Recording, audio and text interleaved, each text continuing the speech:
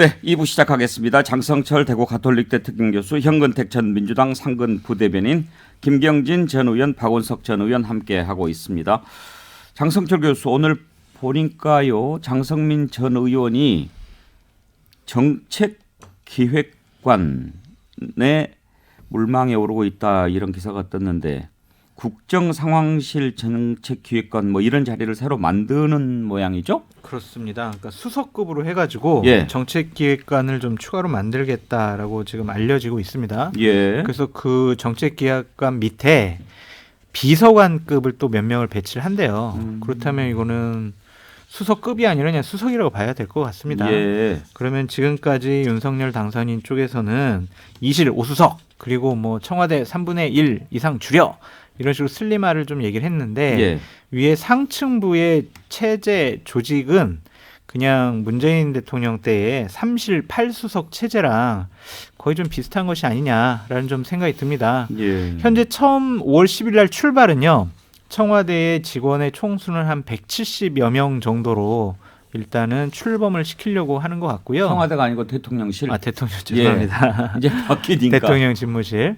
그리고 대략 한 달 정도 이렇게 용산에 있는 국방부 청사를 리모델링을 하면 100여 자리가 조금 더 나온대요. 아, 지금은 공간이 없어서. 공간이 없어서 그렇답니다. 아, 예. 그래서 100명 정도를 더 채워서 대략 한 300명 정도 내외로 한두 달 안에 출범을 시키겠다라는 생각인 것 같습니다. 아, 또 일할 공간이 없어서 사람을 다 못 뽑는 것도 생기겠네요. 지금 그렇습니다. 그래서 지금은 그냥 계속 항상 지금 공무원이던 분, 우리가 예. 늘공이라고 그러죠. 그분들 위주로 좀 채우고 나머지 이제 좀 한 달 있다가는 캠프 때 도와줬던 분이나 정치권에 있던 분들을 위주로 해가지고 청와대에서 함께 일할 수 있는 방안을 마련하겠다라는 방침입니다. 장성민 전 의원이 뭐 수석급 정책기획관 되는 것은 별개의 문제로 치고 청와대 슬림하게 만들겠다 그렇게 얘기했는데 이름만 바꿔서 수석 자리 만들면은 큰 의미 없는 거 아니에요, 김경진 의원? 그래도 많이 슬림해진 거죠. 그래요? 예. 어쨌든 뭐 이 민정수석이라든지 수석 자리 좀 없어졌고 전체 직원도 한 반절 정도가 지금 줄어드는 셈이니까 슬림화된 건 맞죠. 근데 원래 지금 얘기했던 것보다는 약간 더 커지고 있다. 아. 하지만 문재인 정부에 비해서는 반절 정도로 슬림화된 것도 맞다. 뭐 그렇게 보시면 될 것 같아요. 저는 뭐 꼭 그렇지는 않은 것 같아요.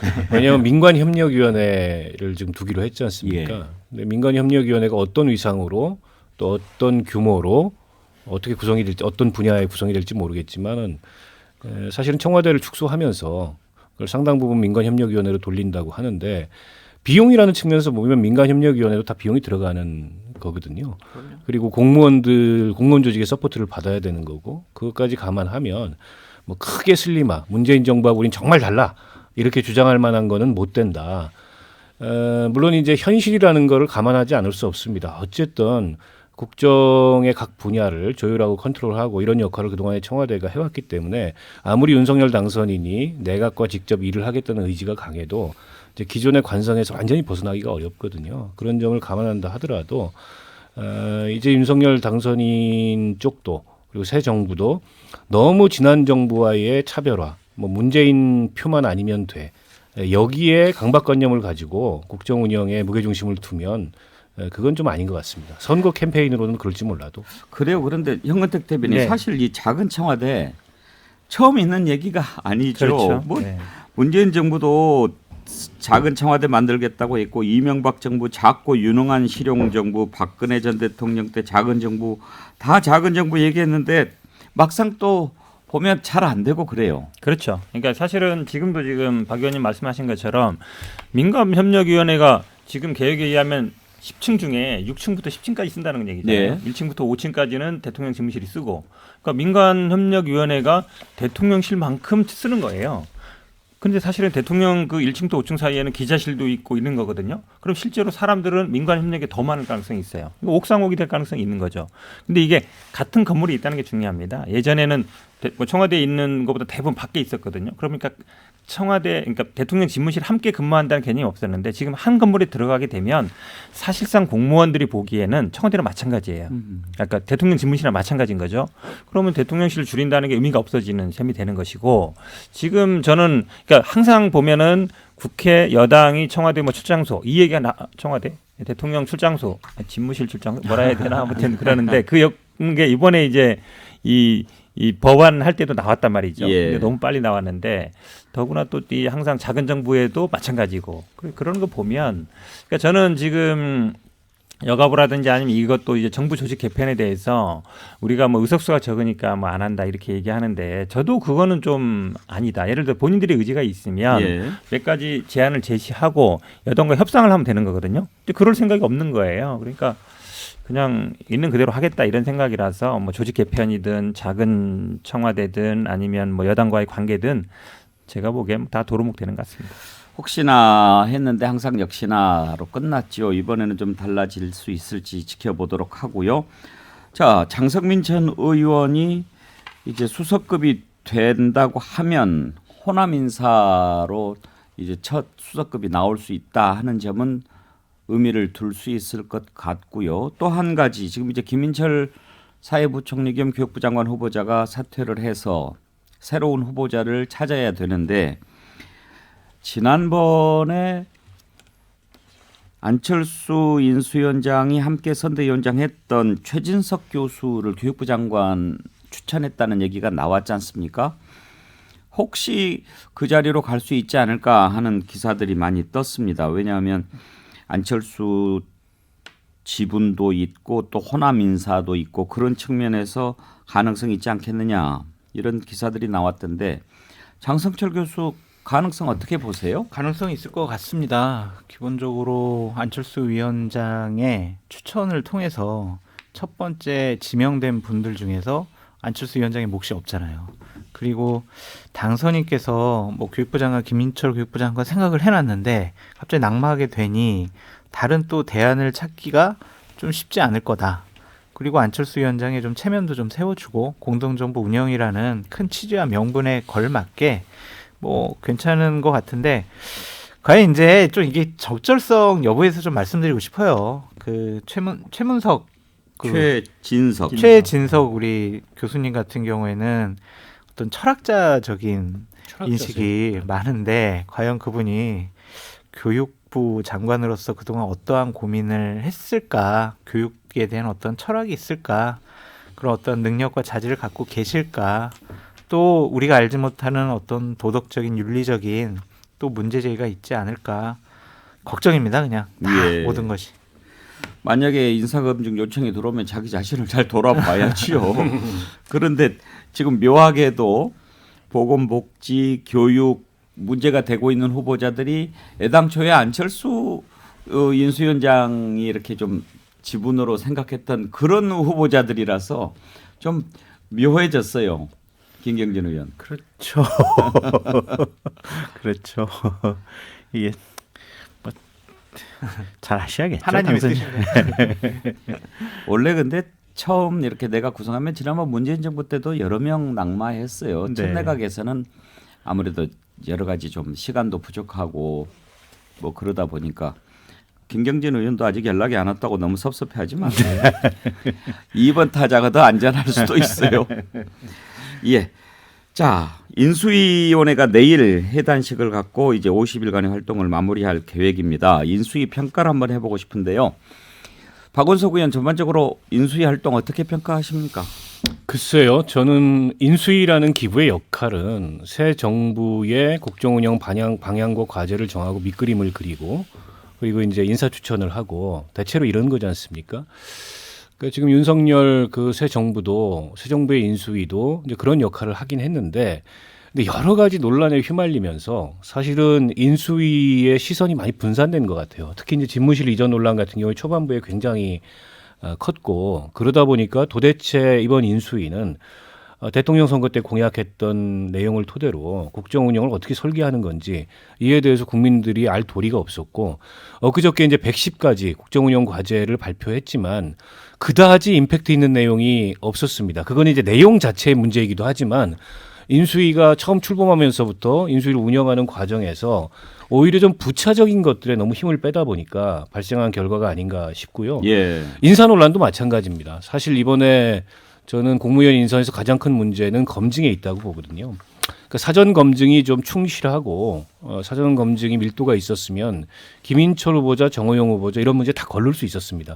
거의 검증을 안 하다시피 했는데 문재인 정부 인사에 대해서 그렇게 비판을 많이 해놨던 지금 이제 윤석열 그 신임 정부 측이 이번 인사 검증을 한 거 보니까 앞으로의 인사도 굉장히 좀 걱정된다. 그런 면에서 이번 그 새 정부 인수위는 그다지 이렇게 성공한 인수위라고 보기가 어렵다. 평가합니다. 과연 이제 실용 정부의 기틀을 제대로 다졌는지가 가장 중요한 기준이 될 텐데 김경진 의원의 평가는 어떠십니까? 글쎄 저는 안철수 인수위원장께서 너무 불필요한 잡음이 밖으로 새나가서는 안 된다라고 하시면서 초창기에 인수위원들에게 함구령을 내렸거든요. 저는 그게 패착인 것 같아요. 사실은 이게 새로운 대통령이 대체로 새 시대 정신을 5년간은 좌지우지하는 것이고 그러면 이 시대 정신을 결정하는 과정이 조금 와글와글하고 시끄럽고 뜨거워도 좋아요. 제가 볼 때는. 예. 조금 뭐 노이즈가 섞인다고 할지라도 그렇다고 한다면 각 인수위 분과별로 정말 뜨거운 어떤 논쟁의 장, 뜨거운 토론의 장 이런 부분을 만들어도 좋았을 것 같아요. 그리고 국민들이 보기에는 윤석열 대통령이 뭔지 몰라도 국정을 위해서 이렇게 뜨겁게 가고 있구나 이 이미지를 받을 수 있었을 텐데 예. 안철수 위원장께서 조용한 인수위를 강조하다 보니까 초기에 그게 결국 모든 것을 좌우해버리는 그런 상황이 된 게 아닌가 싶습니다. 지나친 보완이 공론의 장을 오히려 좀 예. 좁게 만들어버린 측면이 있다. 예. 그렇겠네요. 저는 사실은 안철수 위원장이 인수위원장으로서 힘이 결정적으로 빠진 계기는 예. 지분이 하나도 없다라는 게 밝혀지면서예요. 그 전까지만 해도 인수위원회 몇 명 들어가고 이러면서 어느 정도 힘이 실렸거든요. 근데 인사 추천은 하나도 안 됐고 이러면서 결국은 그냥 허수아비 아니냐, 실권이 없는 게 아니냐 이게 드러난 거거든요. 그러니까 무슨 말을 해도 먹히지 않는 구조가 된 거죠. 그 말씀을 들으니까 또 그렇기도 하네요. 아 그렇죠. 왜냐하면 사실은 인사 추천이라든지 이제 권한이 있어야 되는 건데 지금 추천은 다 다른 쪽에 들어오고 이분은 그냥 추천하다가 그냥 뭐 선거나 나가십시오 이런 상황이 된 거란 말이죠. 그러면 뭐 어떤 얘기를 해도 의미가 없다라고 보고 사실 제일 중요한 거는 이제 청와대 이전 논란을 하면서 커진 것도 있지만 그러니까 인수위라는 게 기본적인 역할이라는 게 향후 5년 과제를 제시하는 거거든요. 이런 걸 하겠다 이런 얘기했는데 별로 기억에 남는 게 없어요. 뭘 하겠다. 그러니까 대부분 하겠다라는 걸 처리하는 걸 많이 들었는데 이런 걸 이걸 하겠다라는 건 거의 없어서 이번 인수위는 제가 보기에 최악의 인수위가 아닌가 이렇게 평가합니다. 그래요. 약간 겉돈 느낌이 있어요. 이제 장성철 교수가 잘 아실 텐데. 잘 모르는데. 아니 역대 정권을 이렇게 보면은 인수위 파워가 정말 대단했지 않습니까? 근데 이번 인수위는 우리가 봤을 때 그런 그 파워 이런 걸 좀 덜 느끼게 되지 않았습니까? 그렇죠. 그러니까 당선인과 인수위 간의 어떤 그 연계성이 조금 느슨하다 이렇게 보여지지 않았나요? 그것도 있는 것 같고요. 기본적으로 인수위는 삼청동에 있고 대통령 당선인의 집무실 그 인수위 시절에 집무실은 통이동에 있잖아요. 예. 통이동에 이렇게 기자실이 마련된 게 처음이에요. 아. 그러니까 삼청동에서 인수위의 여러 가지 정책들을 기자들과 막 소통을 하면서 국민들께 알려드리는 일이 더 빈번하게 잘 일어났어야 하는데 이번에는 그냥 통이동에서 대통령 당선인이 어디 나갔다 오면은 한 말씀 해주세요. 그게 더 크게 보도가 됐거든요. 그래서 인수위에 힘이 좀 빠진 부분이 있는데 저는 조용한 인수위가 좀 좋다고 생각을 해요. 스케치 그리는 작업이지 거기다 물감으로 색칠하는 작업은 이제 새로운 정부가 해야 될 부분이기 때문에 좀 차분하고 조용한 인수위는 괜찮았는데 저는 며칠 전에 발표한 110대 국정 과제 있잖아요. 거기 좀 두 가지 문제가 있다고 보여집니다. 그러니까 하나는 큰 원칙상 이 국가의 구속력 있는 재정 준칙을 마련을 해서 국가 재정 건전성을 확보해 나가겠다 이렇게 되어 있는데 110개 국정과제를 처리하려면은요 대략 계산을 해보니까 209조가 필요하다는 거예요. 209조가 더 필요한 사업들을 더 진행을 한다면서 재정 건전성을 어떻게 그것을 무순된 현상을 어떻게 해결할 것이냐라는 것과 공약을 몇 개 좀 지키지 못하게 돼버렸잖아요. 그러니까 여가부 폐지라든지 바로 병장들에게 200만 원 바로 지급이라고 했는데 2025년도까지 그것도 다른 조건을 통해서 해주겠다라고 했잖아요. 그렇게 공약을 못 지킨 부분에 대해서는 대통령 당선인이 본인 입으로 공약 지키겠다고 몇 번 얘기하셨기 때문에 입장 표명이 필요해 보인다라고 말씀드립니다. 근데 그 영근택 대변인 네. 혹시 이거 내용 알지 몰라서 여쭤보겠는데 어제 문재인 대통령이 네. 대통령 직속 국정과제위원회 관계자들을 초청해서 오찬을 했더라고요. 네네. 그러면서 이제 다른 정부와 비교가 이루어질 것이다 이렇게 밝혔는데 저는 맨 처음에 네. 국정과제 뭐 이렇게 나왔길래 인수위에 무슨 관계자들을 문재인 대통령이 불러서 오찬을 했나 네. 그랬더니 그게 아니고 지금도 대통령 직속으로 뭐 국정과제위원회가 있는 모양이죠? 뭐 보통 아마 저 문재인 정부 같은 경우에는 뭐 처음에 인수위가 없었기 때문에 국정과제 설정해놓고 이런 것 같습니다. 근데 저는 뭐 우리가 국정과제를 예를 들어서 몇 개를 정해놓고 그 중에 얼마를 했고 그다음에 뭐 잘한 게 있고 못한 거 있고 요 평가는 할 수 있는데 예. 그걸 가지고 지금 이제 내일 모레 취임하는 윤석열 당선인과 뭐 비교가 될 거다까지는 저는 나갈 필요는 없다고 봅니다. 예. 왜냐하면 지금 이제 물러나는 대통령이기 때문에 우리가 이렇게 잘했고 그래서 우리가 이 정도 성과를 거뒀다. 여러분 수고하셨다. 이제 그까지만 저는 딱 하면 된다 이렇게 보고 있습니다. 그러니까 장성철 교수 백서 발간 기념으로 이제 오찬을 한 거죠? 그렇죠. 예. 그것도야 뭐 그냥 떠나는 대통령이시니까 예. 일상적인 일이다라고 해야 되겠죠. 그런데 박원석 의원 문재인 대통령 떠나는 마당에 그동안보다도 더 발언 강도가 좀 센 얘기들을 많이 하는 것 같습니다. 아마 이제 문 대통령은 이 참여정부의 이 촛불정부의 업적이 좀 과소평가되는 저평가되는 거에 대해서 좀 속이 상한 이런 게 있는 것 같습니다.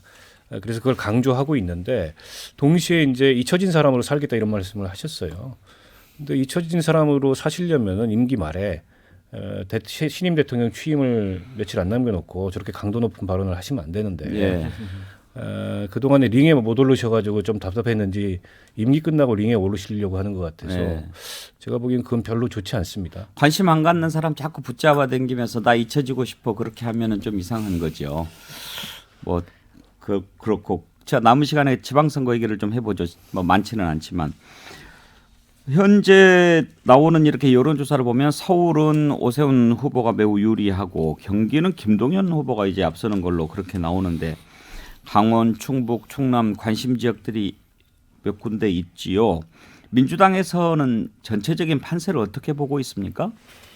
일단 뭐 경기도는 저희들이 조금 유리하다 보고 있고요. 예. 인천은 또 저희들이 현직 시장이기 때문에 뭐 저희들이 유리하다 보고 있어서 결국은 아마 이번은 서울 수도권에서 누가 두 자리 이상을 이기느냐가 아마 가장 중요할 것 같습니다. 말씀처럼 이제 충청도 특히 대전이나 뭐 세종 이런 것들은 저희들이 좀 유리하다 보고 있고 그다음에 당연히 뭐 호남권, 제주도까지는 저희들이 유리하다고 보고 있는데 다른 지역 아마 저는 뭐 충청권에서 승부가 나지 않겠냐. 충청권, 수도권이 결국은 승부를 가를 것이다 이렇게 보고 있는데 예. 17개이지 않습니까? 저희들은 뭐 한 7, 8개 정도는 뭐 승리할 수 있다고 보고 있고 가장 아마 중요한 뜨거운 데는 이제 경기도지 않겠습니까? 아무래도. 그런데 지금 대체적인 여론이 이렇게 흘러가는 걸 보면 김은혜 후보가 이기는 여론조사는 별로 없어요.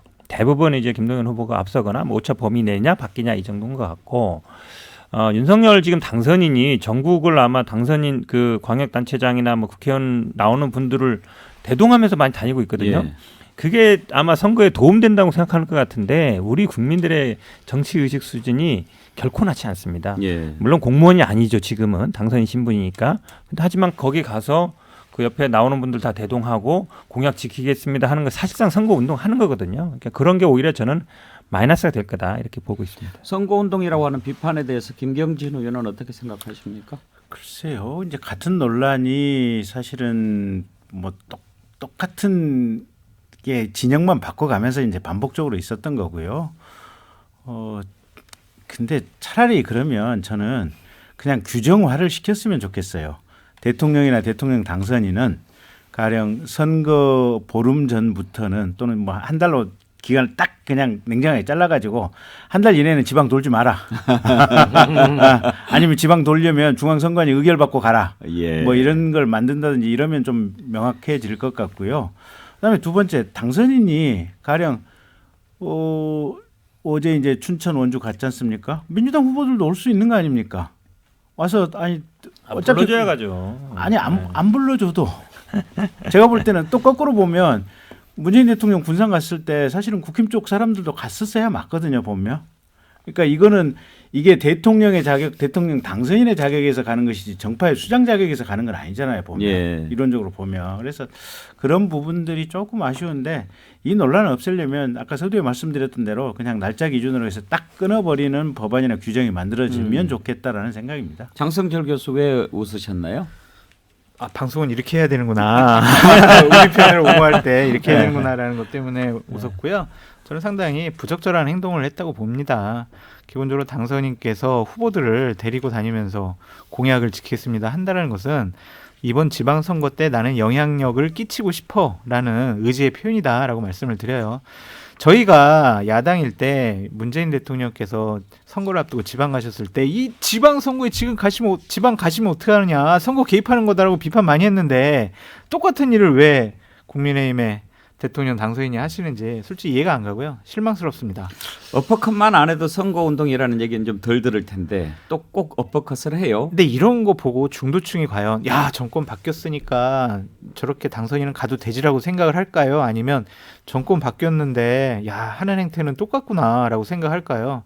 저는 국민의힘이나 윤석열 당선인이 우리는 문재인 정권과는 달라요 라는 이미지를 줘야지 저 사람들 했는데 우리는 왜 못해요? 이런 식으로 접근하면요 금방 또 국민들이 버림 받습니다. 저는 선거 개입은 맞죠. 다만 이제 공무원 신분이 아직 아니기 때문에 그게 법적인 문제로까지 비화되지 않는데 과거에 노무현 전 대통령이 탄핵 소추됐던 이유가 뭡니까? 지방선거에서 여당이 좀 잘 됐으면 좋겠다 이 한마디 했다가 탄핵 소추됐어요. 그런 기준으로 보면 저는 비슷한 지금 행동을 하고 있는 거라고 보고요. 다만 저는 대통령을 공무원의 정치적 중립의 틀로 가둬놓는 게 맞느냐. 예. 대통령은 대한민국의 1호 정치인입니다.